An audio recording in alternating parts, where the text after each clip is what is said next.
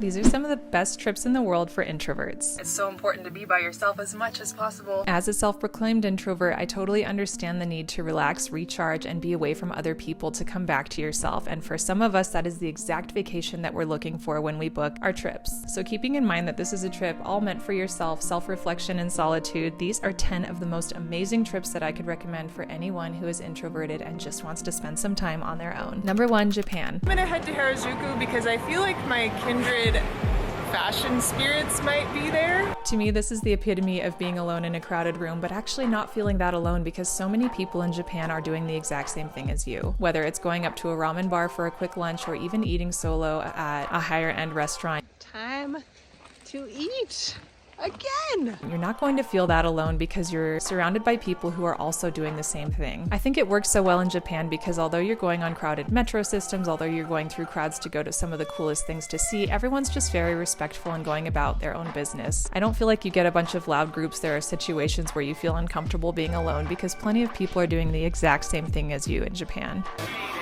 So I feel like you can get the perfect mix of relaxation and alone time, especially in the onsens, without having to listen to a bunch of chatter. And the landscape is awesome and beautiful too. It's the perfect solo trip for someone who wants to be around people but doesn't actually want to interact with people. Aruba. Aruba is one of those places that I think a lot of people picture all-inclusive resorts and never leaving the beach, but that's exactly the thing that makes it such a wonderful place to travel alone. I love the idea of staying at a nice resort, something that you can really enjoy, but then getting out and exploring as much as possible. One of my favorite things to do is to rent a Jeep there and explore the rugged east side of the island. There aren't as many swimmable beaches there, but there are so many cool things to see, from floating in lagoons to driving through fields of cactus. There's so much on Aruba that is underrated and that people have no idea about. I found it a wonderful place to travel because I've randomly met other people there doing similar things, or even gone free diving with them and been in that beautiful water. That's another place to spend as much time as possible. After traveling to Aruba 3 times, twice all by myself, I have to say I prefer it alone. Oregon treehouses. I went on a road trip with my boyfriend to 4 different Oregon treehouses, and that is some true solitude. I don't know about you, but I always wanted to have a treehouse as a kid, and not just one that I could hang out in,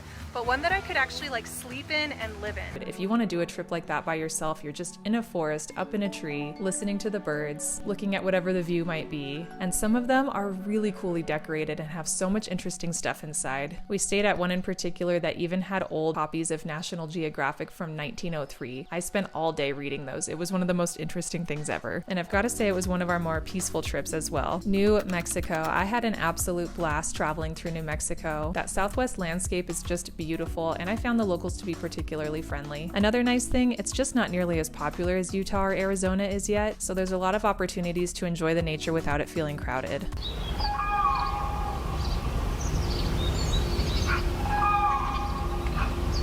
I also managed to meet some really interesting people there by staying at the Earthship biotexture. I've got a whole video on my channel just about that experience. Living in an Earthship, baby. It's a completely off-the-grid community, and I've got to say it drew in some really interesting, friendly, unique people who I enjoyed spending time with. But then when I wanted to be on my own in New Mexico, that was easy to do as well. There was so much nature to enjoy. Number 5, Alaska in the winter. Now I know this is kind of a crazy suggestion for a lot of people. No, it's gonna be chilly out there. I just can't conceptualize it yet. But if you're used to driving in the snow and you like being resourceful and out on your own, this could be an amazing experience for you. I was impressed by how well the roads were maintained around Denali National Park, Fairbanks, and all of the surrounding areas. We had no problem driving between all of the cool things to see, and the best part about it is that this is Alaska's low season, particularly in Denali National Park. Wow, this is like all boarded up. It's all closed in the winter. So that town is almost a ghost town with 1 or 2 places open, but that is the perfect time of year to get the park all to yourself while looking at the northern lights. We were impressed by how well maintained the roads are, but definitely be on the lookout for moose, and don't attempt this trip if you've never driven in the winter before. Torres del Paine National Park in Chile. Chilean Patagonia is absolutely stunning, and this is the crown jewel of it. The best part about this particular trail is you can absolutely solo backpack it without ever being solo. It's a very popular trail, but it is limited by a permit system, so although there's always going to be other people around you, you can have lots of solo moments to yourself, hiking along, camping alone, but not actually having to be alone out in the wilderness. This can be an 8-day trail if you choose to do the O, or a 5-day trail if you choose to do the W. You can either carry all of your gear with you, which I've done before, or you can can rent space in a tent that they've already put up for you, which I've also done before. I gotta say the latter was a lot easier. And you can meet people along the way if you want to, but you can also keep to yourself if you want to. Your constant companion the whole way is the landscape, which is absolutely stunning each and every day of the hike. Romblon, Philippines. This is not quite as visited as other parts of the Philippines, but it is absolutely stunning, and I know it's getting a little bit more on everyone's radar, but when I was visiting, even during Easter break, some parts of it were honestly pretty busy with locals, but other parts were pretty much quiet, and I was there all by myself. There are also smaller islands off of Romblon that you can stay at, like this eco resort, that are perfectly quiet and secluded.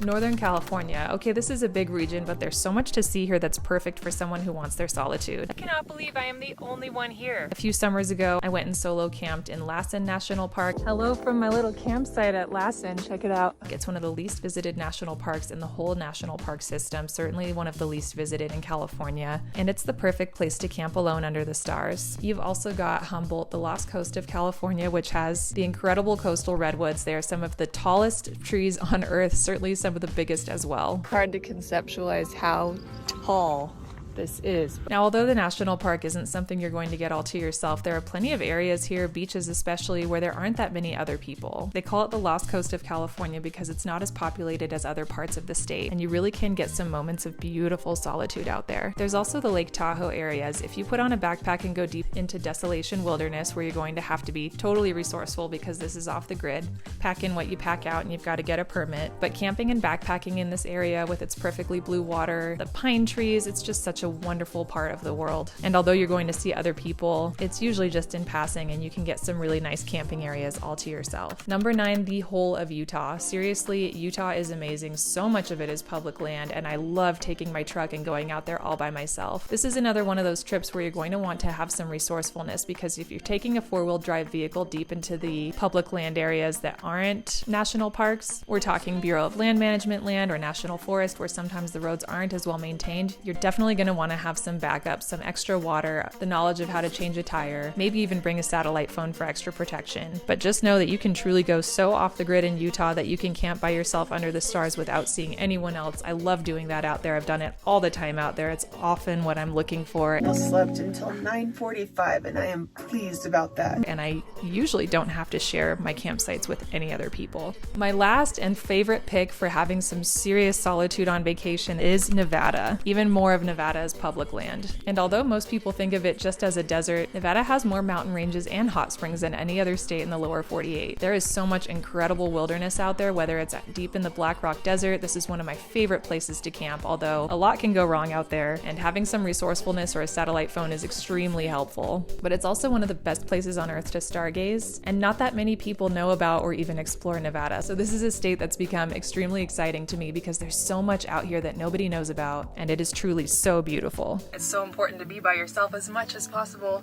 so that you really know who you are without anyone else's opinion or impact on you, because inevitably other people bring things out of you, good or bad. I have more tips for introverts on my channel. Watch one of these videos next.